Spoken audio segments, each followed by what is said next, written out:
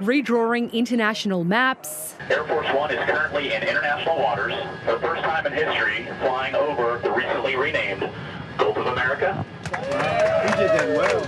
And reshaping the global order. Any steel coming into the United States is going to have a 25% tariff. What about aluminum, sir? Aluminum too. On his way to the Super Bowl, Donald Trump reviving his 2018 policy to tax foreign metals. Back then, Australia got an exemption. This time around, we are not being carved out, we're not being left alone.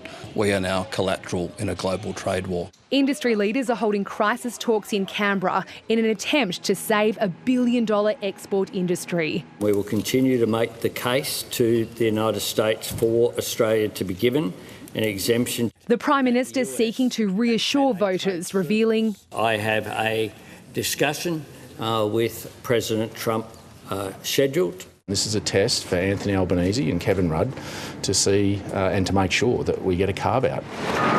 The US imported more than $400 million worth of Australian aluminium last year and more than $600 million worth of steel. Most of it from BlueScope's steelworks in Port Kembla. The people who make the steel are the workers, and our barometer isn't looking great when America decides to take such an offensive position towards Australia. BlueScope, maker of Colorbond, has 7,000 workers nationwide.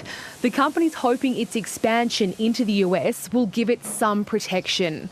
BlueScope is now the 5th largest steel producer in the US, employing 4,000 American workers, the company said. I know the Australian government will be fighting hard for Australian jobs, but I think everything's got to be on the table. When it was last in government, the coalition secured an exemption from US steel and aluminium tariffs, but it took 12 months for the carve-outs to be confirmed.